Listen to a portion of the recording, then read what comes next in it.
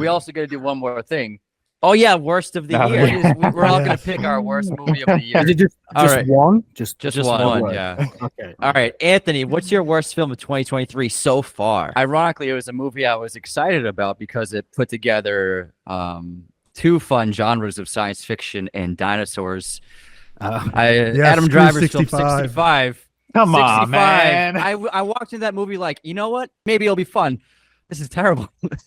I found the film to be just very boring for a movie about killing dinosaurs in a futuristic society. And I found it to be convoluted, very cliche, actually quite uninteresting, pretty unlikable characters, very slow in pace. Some of the dinosaur scenes were really cool. There was one great moment, the reveal of the T-Rex, the head behind them in the cave, flashing with the lightning and illuminating the silhouette of the T-Rex's head.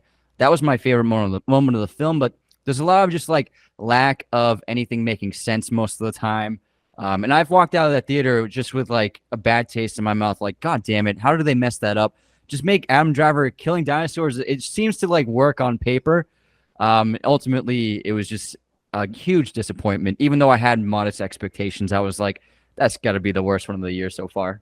I love that from you. I'm obviously one of the most vocal 65 haters on the planet, so I love that from you. But I will say, shout out Ariana Greenblatt, who plays the person who's kind of stranded with Adam Driver in this, who's also the main daughter from Barbie. So like, crazy 2023 for her at 15 years old. So like, I hated 65. She's great. Yeah, she's great. Great for her. I mean, she didn't really have much to do with 65. Script. They literally didn't even give her a real language to speak the whole time. So it's kind of hard to work with that. Oh, man. All right, Cam, what's your worst of the year?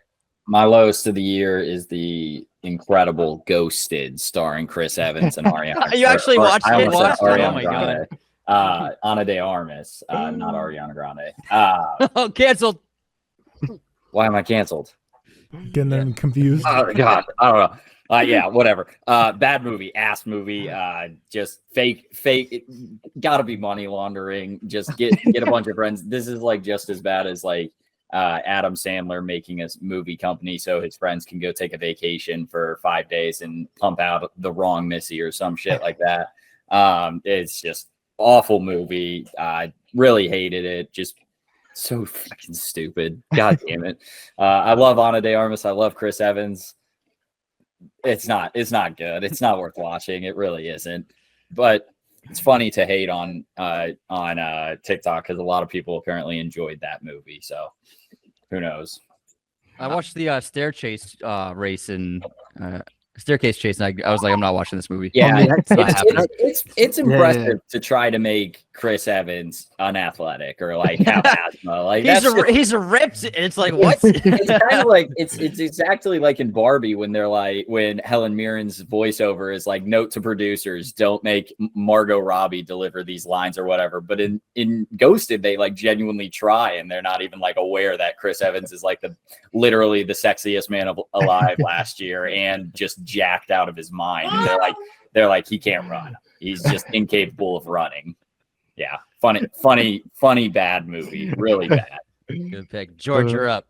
Yeah, my lowest rated still remains to be Skinamarink. For me, just so much nothing. Just a lot of walls and furniture and whispering that I just didn't fucking care about. I respect like the experimental nature of this film, and I think it's super cool that this movie had as low a budget as it did, and it still brought people to the theaters to watch it. I think that's a good direction for the horror genre, but unfortunately it just did not land for me. I really just did not have a good time with it. A lot of people said to watch it alone at home in the dark, and maybe that'll amplify your experience. So even though it's my lowest rate of the year, I do want to rewatch it. My theater was laughing the entire time, so I think that hindered my experience. But in their defense, I was laughing too a good amount. I walked out of this being like, damn, that was one of the better comedies of the year. So yeah, Skinamarink, my lowest rated. I'm sorry. There are a lot of defenders of that movie I've seen, and I've talked to people. They're like, "Oh, give it a chance." I'm like, I don't know. Yeah, have you guys not seen it? I have not seen it. No. Oh, okay. Yeah, there's a ton of defenders of that movie. I am not one of them. Got it. All right. My worst of the year was a colossal waste of money. Renfield. Insane budget. Good one. And I mean, I love Nick Cage, and I was excited to see him play Dracula. And he looks like he had a lot of fun. So that's maybe the only thing that kind of worked for me. But this movie, the script was so atrocious.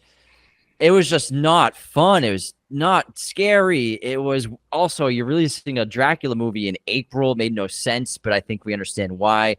And none of it worked at any level. It just, the aesthetic was off. There's just green light everywhere. We're like in a AA meeting and there's just green light everywhere. It just made no sense at all.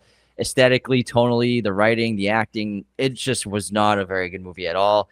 And I was waiting for it to end. And I love Nick Cage to death, and I love Nick Cage's movies.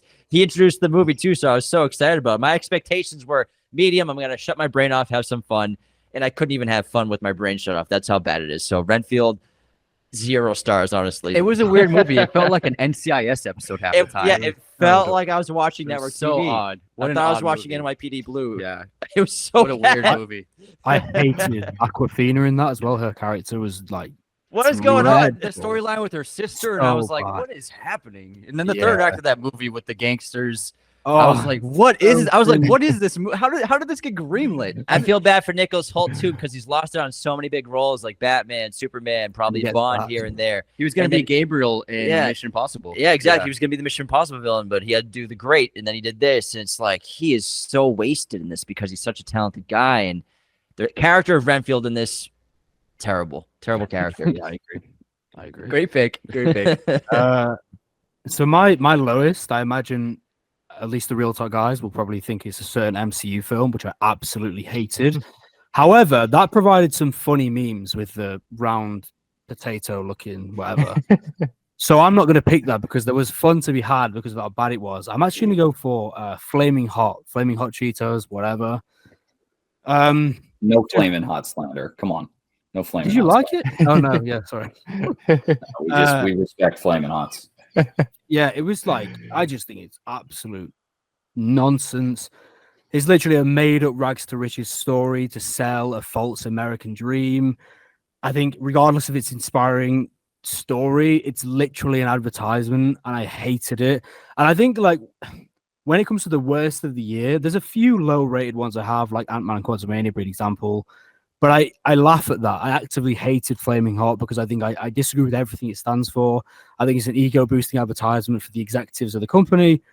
And I just think it was absolutely pointless and terrible. I also think the film itself wasn't good either. I don't think the film was necessarily the worst of the year, but I just hate what it stands for. But I think the film itself was also just full of racial stereotypes and stuff like that. It was so cringe. And yeah, just not for me at all. I think I have like a 1. It's not like a half star. I did have a 1. Love that. Yeah.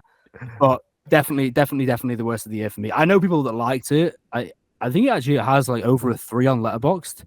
I believe so, yeah. Maybe it's more down to people, because if it was a true story, I'd look at it in a different way, in a different light, I guess.